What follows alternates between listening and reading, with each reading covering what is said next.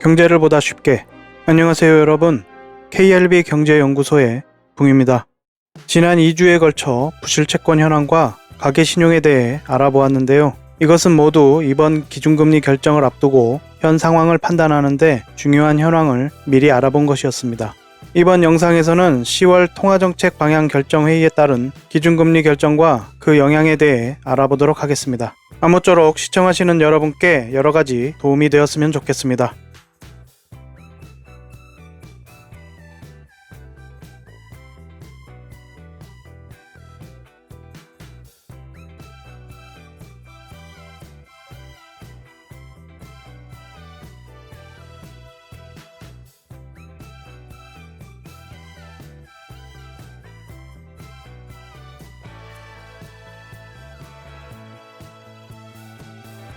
통화정책방향 결정회의의 내용을 알아보기에 앞서 밑지식을 먼저 알아보고 본 내용을 알아보도록 하겠습니다. 현대사회에서 대출이 없는 분들은 그리 많지 않을 것입니다. 그러나 대출에 대한 개념 또한 정확하게 알고 계시는 분이 드문 것이 사실입니다. 우리가 살아가면서 많이 이용하는 대출, 필요한 돈이 있어 빌려 쓰는데 반드시 이자를 내야 합니다. 당연하게도 대출금리에 민감해질 수밖에 없는데요. 그렇다면 대출금리는 어떻게 정해지는 것일까요? 오늘 알아보는 대출금리에 대한 것은 경제 쉽게 배우기 영상에서 더 자세히 알아보도록 하고, 오늘은 가상금리에 대한 부분을 집중적으로 알아보도록 할 것입니다. 대출금리는 은행이 이자를 주겠다고 약속하고 빌려온 돈에 가상금리를 더하고 여기에서 우대금리를 빼서 계산합니다. 조달금리가 돈을 빌리는 상황, 시간, 여러 여건에 따라 달라지듯이 가상금리 또한 달라집니다. 가상금리는 은행마다 각 은행이 처한 상황에 따라 다르게 자율적으로 더하는 금리이고, 가상금리에는 보통 은행 업무 원가, 리스크 관리 비용, 법적 비용, 목표 이익률 등이 포함됩니다. 은행 업무 비용은 인건비, 임대료, 전산 관리비 등 은행 업무를 처리하는 데 들어가는 비용이고, 리스크 관리 비용이란 여러 위험과 위험 관리에 들어가는 비용이며, 법적 비용은 교육세, 예금 보험료율, 지급준비금, 예치금 등이며, 목표 이익은 은행별로 목표로 하는 이익률을 말하는 것입니다. 이런 가상금리의 구성을 보기 쉽게 표로 만들어 보았는데요. 표를 보시면서 구성 요소 중 몇 가지를 쉽게 설명하도록 하겠습니다. 가상금리의 구성 중 리스크 관리 비용, 첫 번째, 리스크 프리미엄입니다. 리스크라는 것은 위험을 이야기하는 것이고, 프리미엄은 덧붙이는 돈이죠. 리스크 프리미엄은 위험이 있으니 돈을 더 요구하는 것으로 생각하시면 되겠습니다. 돈을 빌려주는 행위 두 가지를 예로 들어보겠습니다. 우리가 은행에 예금한 것과 개인에게 돈을 빌려준 두 경우가 있다고 합시다. 우리가 돈을 빌려주고 그 돈을 돌려받지 못할 위험이 은행이 클까요? 아니면 개인이 클까요? 은행은 큰 위기가 아닌 이상 우리가 빌려준 돈을 못 받을 확률은 낮을 것입니다. 하지만 반대로 개인에게 빌려준 돈은 못 받을 확률이 은행에 비하면 높은 것이 당연합니다. 이런 상황에서 은행에 돈을 빌려주면 3%의 금리를 받는다고 가정해 봅시다. 우리가 은행에 돈을 빌려주면 안정적으로 돈을 돌려받을 수 있으면서 3%의 금리를 받을 수 있는데, A라는 사람에게 돈을 빌려주면서 3%로 은행과 같은 금리를 받아야 할까요? 그렇지 않겠죠. 같은 금리를 받으면서 더 위험한 곳에 돈을 빌려주는 것은 있을 수 없는 일이죠. 당연히 A라는 사람에게 돈을 빌려주면 돈을 못 받을 위험이 있으니 금리를 더 받아야 할 것입니다. 이것이 바로 리스크 프리미엄입니다. 이 리스크 프리미엄은 시중의 통화량 변화에 따라 어떻게 변화하는가, 시중에 돈이 많이 풀리게 되면 돈을 빌릴 수 있는 곳이 많아지게 됩니다. 돈을 빌릴 곳이 많아지므로 금리가 더 낮은 곳에서 돈을 빌리려고 경쟁하게 될 것입니다. 따라서 리스크 프리미엄은 낮아지게 됩니다. 반대로 시중의 통화량이 줄어들면 리스크 프리미엄은 높아질 것입니다. 이것이 통화량과 리스크 프리미엄의 상관관계입니다. 은행도 신용등급이 있어서 같은 은행이라 할지라도 조달금리가 달라집니다. 은행의 리스크 프리미엄은 은행의 조달금리와 대출 기준금리 간의 차이를 말하는 것으로 은행의 신용등급이 하락하여 대출 기준금리 대비 조달금리가 상승하게 되면 리스크 프리미엄이 상승하게 되고 은행의 신용등급이 상승하여 대출 기준금리 대비 조달금리가 하락하면 리스크 프리미엄이 하락하게 됩니다. 쉽게 말해서 싸게 빌리면 싸게 빌려줄 수 있고 비싸게 빌리게 되면 비싸게 빌려줄 수밖에 없다는 말입니다.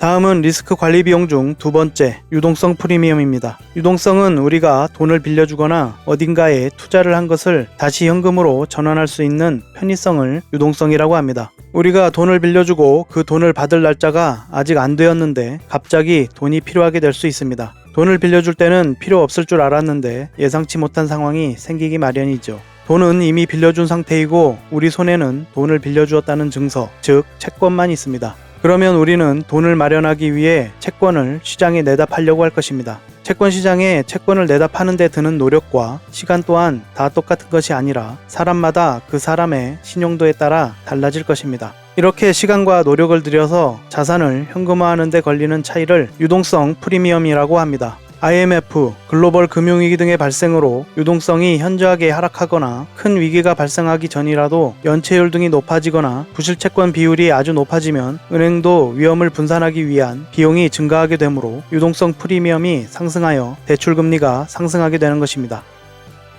다음은 리스크 관리 비용 중 세 번째, 신용 프리미엄입니다. 신용 프리미엄은 신용에 대해 발생하는 비용으로 돈을 빌리는 사람의 신용등급, 담보의 종류, 담보를 얼마나 적용할 것인가 하는 비율, 대출 만기는 어느 정도로 할 것인가, 또 돈을 빌리는 사람의 직업, 직장 등에 따라 발생할 수 있는 예상 손실 비용이 신용 프리미엄입니다. 대출을 받는 사람의 신용등급이 내려가거나 은행의 건전성 악화로 등급별 부도율, 담보로 잡은 자산 부도시 손실률 등이 높아지면 신용 프리미엄도 상승하여 대출금리가 상승하게 됩니다. 밑지식 마지막으로 리스크 관리 비용 중 네 번째, 자본 비용입니다. 은행은 은행이 예상하지 못한 손실에 대비하여 일정 수준의 자본을 보유해야 합니다. 이런 예상하지 못한 손실에 대비하여 일정 수준의 자본을 보유하는 기회비용이 자본비용입니다. 만약 은행이 위험이 큰 분야에 자산을 운용하게 되면 일정 수준 보유해야 하는 자본의 크기가 커지게 되는 것이고 이렇게 보유해야 하는 자본이 커지게 되는 것이 비용이 증가하는 것과 같은 것입니다. 은행이 위험이 큰 분야가 아니더라도 자산을 운용하면서 위험이 커져 보유해야 하는 자본이 증가하게 되면 대출금리가 상승하게 됩니다. 여기까지 밑지식 가상금리에 대하여 알아보았고 나머지 내용은 경제 쉽게 배우기나 경제 동향 중 관련 내용이 나오면 또 알아보도록 하겠습니다.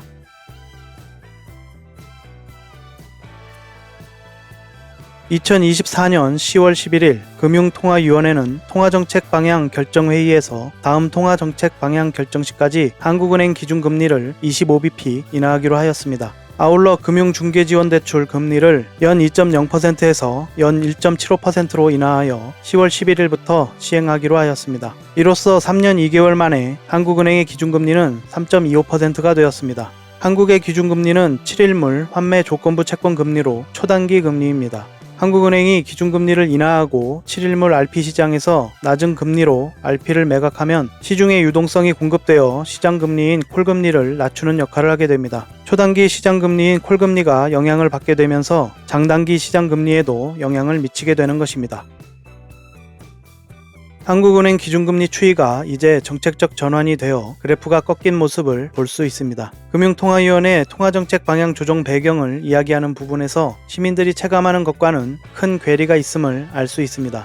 물가 상승률이 뚜렷한 안정세를 보이고 라는 부분과 정부의 거시건전성 정책 강화로 가계부채 증가세가 둔화되기 시작하였으며 라는 부분입니다. 물가 상승률이 뚜렷한 안정세를 보인다고 판단하려면 2% 이하의 물가 상승률이 적어도 3달 이상 지속되어야 한다고 봅니다. 결정적으로 지금의 물가를 산출하는 지표는 현실을 제대로 반영하지 못하고 있습니다. 예를 들면 유가가 낮아졌는데 유가의 비중은 크게 반영하고 주거비는 커졌는데 주거비의 비중은 작게 반영하는 식입니다. 더 어이없는 것은 정부의 거시건전성 정책 강화라는 부분입니다. 거시건전성 정책이 강화되었다니 정책의 일관성 없이 한쪽에서는 은행에서 대출하지 않도록 규제를 하고 한쪽에서는 정책 대출을 풀어주는 부동산 부양을 하는 엇박자가 언제부터 거시건전성 강화가 되었는지 모르겠습니다. 다음은 국내 물가지표를 보시겠습니다. 한국은행 본연의 임무는 크게 세 가지로 볼 수 있습니다. 통화정책을 통한 물가의 안정, 경제의 성장, 금융 안정이 그것입니다. 국내 물가지표에서 이만큼 소비자 물가가 안정되었다라고 하고 있지만 OECD 기준의 근원 인플레이션율을 보면 4월부터 횡보하고 있는 모습을 보이고 있습니다. 근원 물가가 변동하지 않는데 소비자 물가가 하락한 것의 가장 큰 원인은 국제유가의 하락입니다. 실제로 시민은 신선식품 물가 등 생활 물가로 고통받고 있고 그동안 오른 물가로 삶의 질은 점점 낮아져 가고 있습니다.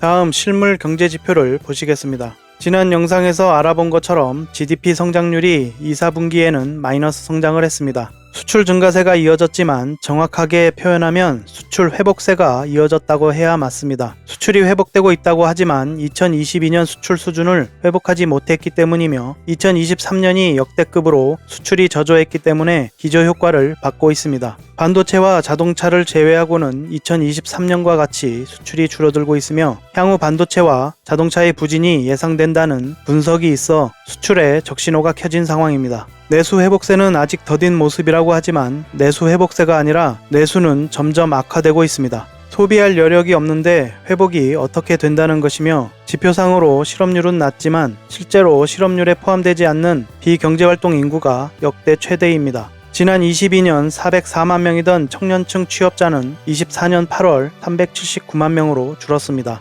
기레기들은 수출 호조, 낙수 효과만을 부르짖고 있지만 산업이 부진하니 일자리를 만들어내지 못하는 것이고 청년층은 일하기 싫어하는 것이 아니라 희망을 잃은 것입니다. 이런 상황을 내수회복 지연이라고 표현해서는 안 되는 것입니다. 다음은 국내 금융지표를 보시겠습니다. 미국의 금리 인하 이후 한국의 국고채 금리도 낮아졌다가 최근 미국의 실업률 발표와 CPI 발표로 미 국채 금리가 상승하자 한국의 국고채 금리 3년물과 10년물도 상승하는 모습입니다. 원달러 환율은 2024년 내내 1,300원대의 고환율이 뉴노멀이 되었고 미국의 9월 금리 인하 이후 1,300원 초반까지 내려갔던 환율은 최근 다시 1,300원 중반까지 상승했으며 이 영상을 제작하는 현재 1,350.11원을 기록하고 있습니다. 외국인 주식 순매수는 지난 7월부터 마이너스를 기록하고 있고 9월에는 7조 7천억 원이 마이너스입니다. 지난 2주에 걸쳐 부실채권과 가계신용을 알아보았기에 현재 상황이 어느 정도 수준인지 모두 알고 계실 것입니다. 은행 가계대출 증감 중 8월 9조 3천억 원이 증가, 그중 주택담보대출이 8조 2천억 원, 기타 대출이 1조 1천억 원이 증가하였습니다. 9월에는 5조 7천억 원이 증가하였고 그중 주택담보대출이 6조 2천억 원이 증가하였고 기타 대출은 5천억 원이 감소하였습니다. 9월에 스트레스 DSR이 실행되고 은행권 가계대출 관리 노력이 있어 증가 규모가 상당폭 축소되었다고 평가하지만 실제로 주택담보대출 6조 2천억 원은 지난 6월의 수준과 똑같습니다. 거시건전성 강화 효과라고 하기에는 부끄러운 일입니다. 또한 9월은 한가위 연휴 등이 있었기에 은행의 영업일수가 6월에 비하면 오히려 줄어들었으므로 6월 수준으로 보기에도 무리가 있는 것입니다.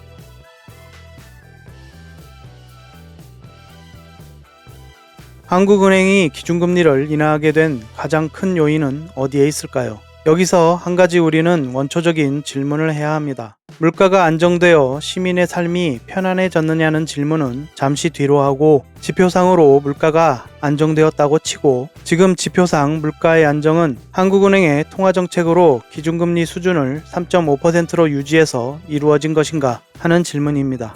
한국은행은 그렇다라고 하겠지만 저는 동의하지 않습니다. 지금 지표상 물가 안정은 통화정책으로 이루어진 것이 아닙니다. 지금까지 한국은행은 계속해서 금리를 동결해왔고 금리를 동결해야만 하는 가장 큰 원인으로 가계부채를 주장해 왔었습니다. 한국은행 본연의 임무를 외면하고 정부가 관리해야 하는 가계부채 때문에 금리를 동결한다고 해왔는데 이제 금리를 인하했습니다. 그렇다면 그토록 우려하던 가계부채는 해결이 된 것일까요? 이 상황을 알아보기 위해 지난 2주간 부실채권 현황과 가계신용 현황을 알아본 것이고 답을 얻었습니다. 그렇다면 가계부채 상황이 해결되지 않았는데 금리 인하는 왜 하였는가? 라는 의문이 들 수밖에 없습니다. 금통위는 통화정책 방향을 결정하면서 여러 가지 사유를 이야기했지만 결론적으로 이야기하자면 한국은행은 아니라고 하고 있지만 현재 내수 경기 침체의 상황이 알려진 것보다 훨씬 심각하다는 것입니다. 인터넷에는 모든 정보가 있다고 착각하지만 사실 우리가 알 수 있는 정보는 어떤 주체에 의해 공개된 정보에 불과합니다. 우리가 알 수 없는 정보, 접근하기 힘든 정보, 알려지지 않은 정보가 훨씬 많고 우리는 제한된 정보 안에서 판단할 뿐입니다. 어쨌든 금통위는 금리 인하로 가계부채가 더 증가할 것을 알면서도 금리 인하를 결정할 수밖에 없을 만큼 내수 경기 침체가 심각하다는 판단이 없었다고 하기에는 석연치가 않습니다. 혹은 우리가 모르는 어떤 압력에 굴복했을 수도 있겠습니다만 그건 알 수 없는 일이니까요. 물론 이 선택에 따른 평가와 향후 일어날 일에 대한 책임도 금통위가 져야 할 범위 내에서 책임져야 할 것입니다.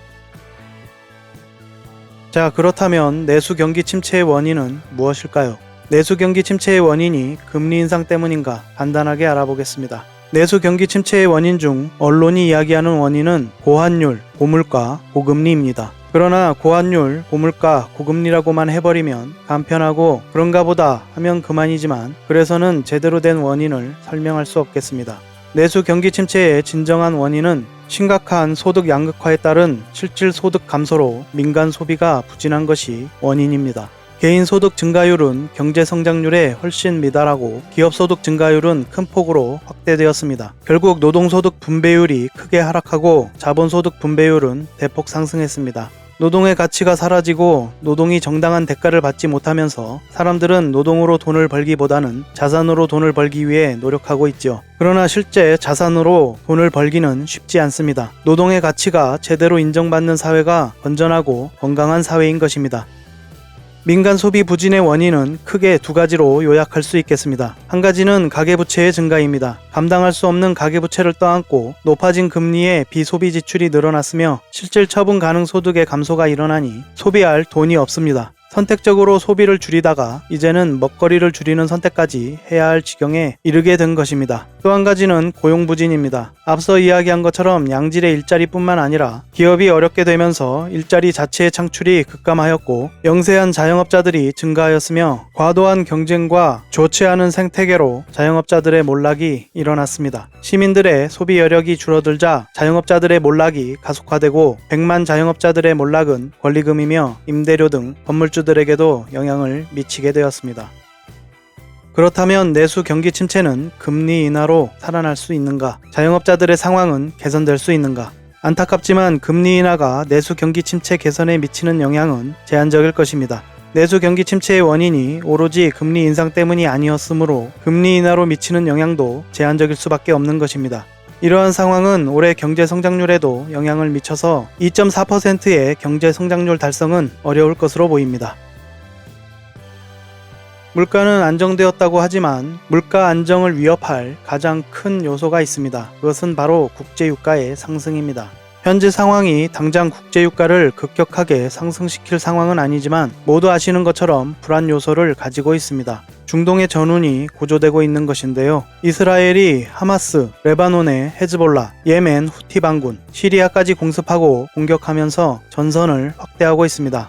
이란의 보복이 있었고 이스라엘은 재보복을 예고하고 있습니다. 이스라엘이 가자지구 공습을 확대하고 레바논 UN 평화유지군 주둔지를 공격하며 전방위에 걸쳐 전쟁을 일으키고 있습니다. 이런 지정학적 불안은 언제든 중동 전쟁으로 번질 수 있고 과거에 전 세계에 영향을 미친 오일 쇼크가 제한적이겠지만 반복되지 않으리란 법이 없겠습니다. 민간 소비가 살아나기 힘든 상황에서도 유가가 상승하면 물가지표는 상승할 수 있습니다. 국제유가가 상승하게 되면 미국의 인플레이션율도 영향을 미쳐 금리 결정에 영향을 주게 될 것입니다. 다음은 2024년 1월부터 최근까지 콜금리부터 CD금리, 국고채, 코픽스금리, 금융채 기준금리를 보기 편하게 정리한 것입니다. 금리 추이를 참고하시면 되고 이 중 콜금리, CD금리, 코픽스, 금융채는 각 은행의 대출금리 중 조달금리에 해당하는 것입니다. 앞으로 대출은 금융당국 규제 여부에 따라 주담대를 비롯한 대출 평균 금리 조정을 받게 될 것으로 예상합니다. 대출의 가능 여부와 대출금리의 인하 여부까지도 말이죠. 다음은 기준금리 인하로 받게 될 영향을 알아보겠습니다. 첫 번째로 여러분이 당장 영향을 받는 것은 예금 금리입니다. 기준금리 인하에 따라 예금 금리가 하락할 것입니다. 이것은 마치 주유소 기름값과 비슷합니다. 올릴 때는 득달같이 올리면서 내릴 때는 문그적되죠. 은행은 기준금리 인하로 예금금리는 득달같이 인하할 것입니다. 그런데 기준금리를 인하했는데 대출금리는 인하되느냐 하면 그건 또 그렇지 않습니다. 이게 무슨 말도 안 되는 소리인가 하시겠지만 기준금리가 인하되었다고 해서 반드시 시장금리가 인하되는 것은 아닙니다. 어째서 그런가? 앞서 부실채권을 알아보았습니다만 현재 상황은 연체율도 상승하고 있고 부실채권 비율도 상승하고 있으며 그 규모도 커지고 있는 상황입니다. 미찌식에서 알아본 것처럼 연체율이 올라가고 부실채권도 많아지는 상황이 되면 은행의 리스크 관리 비용이 상승하게 됩니다. 리스크 프리미엄, 유동성 프리미엄, 신용 프리미엄, 자본 비용 등 가상금리에 영향을 미치게 되고 조달금리 더하기 가상금리 중 가상금리가 상승하면서 대출금리가 상승하게 되는 것입니다. 여기서 우대금리가 빠지는 것은 개개인의 신용 등급에 따라 가감 조정되는 것입니다. 이런 상황이니 은행이 이자 장사나 하게 되는 것이고 실질적으로 금리 인하의 혜택은 어려운 것입니다. 실제로 큰 폭의 금리 인하가 일어난다면 대출금리가 체감할 수 있을 만큼 내려가겠지만 그렇게 금리 인하를 해야 할 상황이라면 어떤 상황이겠습니까? 금리 인하 시기가 결코 좋은 상황이 아님을 말씀드렸었고 이런 상황이 전부를 설명하고 있는 것은 아닙니다. 만약 이런 상황을 무시하고 관치금융을 해온 정부이기에 은행을 압박하여 대출금리를 강제 조정할 수도 있습니다. 그러나 이런 상황이 발생한다면 그것은 또 그것대로 부작용이 발생합니다. 지금까지도 과도한 개입으로 관치금융의 문제가 누적된 데다 조달금리와 가상금리는 상승하는데 대출금리 상승을 막게 된다면 금융부실이 발생하게 될 것입니다. 금융의 부실은 지난날 겪었던 지옥같은 금융위기를 불러올 수도 있습니다. 한국은행은 지난 보고서에서 대출금리가 0.25%포인트 하락 시 1년 후 서울 집값이 0.83%포인트 상승한다는 분석을 낸 바 있습니다. 기준금리의 인하는 미국뿐만 아니라 유로 등 여러 국가가 먼저 시행했습니다. 금리를 인하하고 그 부작용을 방지하기 위해서 반드시 선행되어야 할 것이 있습니다. 그것은 무엇인가? 바로 거시경제 건전성 지표 개선의 노력이 있어야 한다는 것입니다. 지금까지 금리를 인하한 주요국들은 통화정책 긴축과 함께 거시건전성 관리를 강화하며 각국의 중앙은행과 정책적 공조가 이루어졌습니다. 캐나다, 뉴질랜드, 스웨덴, 스위스, 유로지역 모두 스트레스 DSR 강화, DTI 도입, LTV 강화 등 정책적 노력으로 부채를 축소하는 노력을 하였고 그 사이에 부실이 있는 것들은 그대로 소각 처리하는 등 거시건전성 관리를 강화하였기에 금리 인하의 부작용이 크게 나타나지 않을 수 있었습니다. 지금 한국의 상황에서 질문을 할 수밖에 없습니다. 한국의 경우 거시건전성 관리를 강화하고 부채 축소를 위한 노력을 하였는가? 부채는 축소되었는가? 7월에 시행했어야 할 스트레스 DSR을 9월로 미루지 않았는가? 정부와 한국은행의 정책적 공조는 이루어졌는가? 이런 모든 질문에 대한 대답이 모두 부정적입니다. 정부는 거시건전성 관리를 강화하기는커녕 자산 거품을 키우는 데 주력하였고 한국은행은 억울한 부분도 있겠지만 물가와 환율 관리를 실패하였습니다. 이제 25bp의 금리를 인하하였다고 해서 당장 큰일이 일어나지는 않을 것입니다. 기준금리 결정을 하면서 앞으로 금리 인하 이후 상황이 어떻게 될 것인지 잘 살펴보면서 신중한 결정을 해야 할 것입니다. 오늘은 24년 10월 한국 기준금리 결정에 관한 사항들에 대해 알아보았습니다. 영상 끝까지 시청해주셔서 고맙습니다. 여러분이 시청해주시고 주변에도 널리 알려주셔서 영상을 많은 분이 함께 볼 수 있도록 해주시면 영상 제작에 아주 큰 힘이 될 것 같습니다. 여기까지 KRB 경제연구소의 붕이었습니다. 고맙습니다.